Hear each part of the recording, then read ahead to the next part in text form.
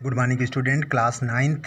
अब हम लोग distance time graph for accelerated motion के बारे में पढ़ेंगे। अब अगर जैसे कोई मोशन एक्सीलरेटेड मोशन, ठीक है, हमने आपको बता दिया कि एक्सीलरेशन का मतलब होता है कि किसी ऑब्जेक्ट की स्पीड ये एक समान इंक्रीज़ हो रही हो या डिक्रीज़ हो रही हो, ठीक है, तो वो उसको कहते हैं एक्सीलरेशन हो रहा है।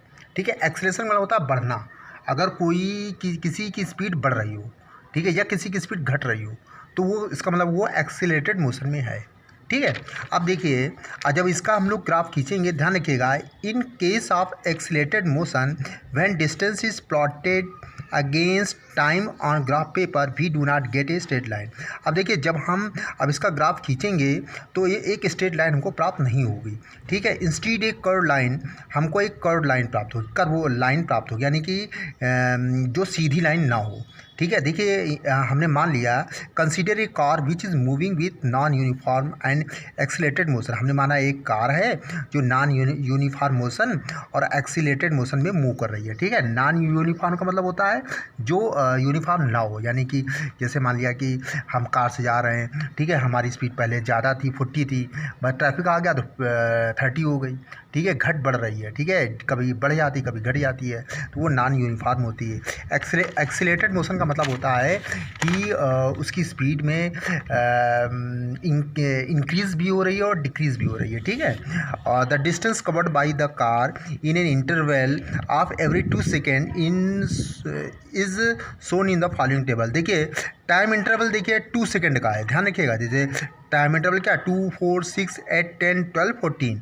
ठीक है, लेकिन डिस्टेंस कवर्ड अलग अलग है। देखिए, पहले 2 सेकेंड में 2 गई, फिर अगले 4 सेकेंड में 6 गया, फिर अगले नेक्स्ट 6 सेकेंड में 10 गया। तो यानी कि देखिए, टाइम इंटरवल सेम है, लेकिन डिस्टेंस का, यानी हर टाइम इंटरवल में जो डिस्टेंस कवर्ड है वो आपका डिफरेंट है। ठीक है, तो अब इसका ग्राफ खींचेंगे, ध्यान रखिएगा, टाइम को हमेशा एक्स एक्सिस में लेते हैं और डिस्टेंस को वाई एक्सिस में लेते हैं। ठीक है, देखिए, जब हम इसका ग्राफ खींचेंगे तो देखिए, ध्यान रखिएगा, टाइम को यक्स माना जाएगा। ठीक है, टाइम को यक्स माना जाएगा और डिस्टेंस कवर्ड जो है उसको क्या मानेंगे, वाई मानेंगे। ठीक, अब देखिए पहला, ठीक, ये आपका ग्राफ आपका प्राप्त हो जाएगा, इस तरीके से प्राप्त होगा।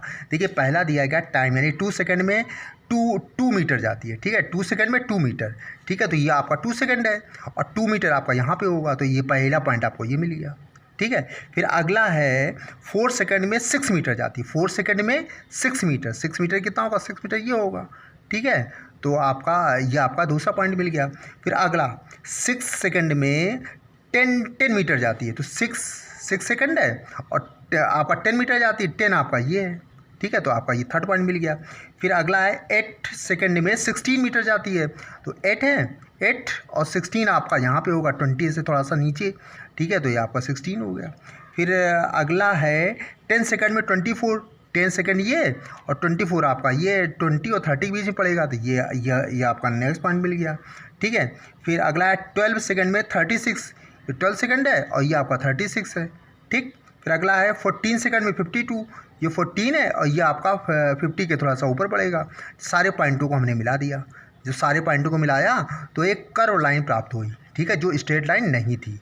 ठीक है, तो ए straight line in distance time graph shows uniform motion. अगर हमने डिस्टेंस टाइम ग्राफ खींचा और इसमें हमको एक स्ट्रेट लाइन प्राप्त होती है तो वो बताती है कि वो यूनिफॉर्म मोशन है, हम ग्राफ देखकर बता देंगे।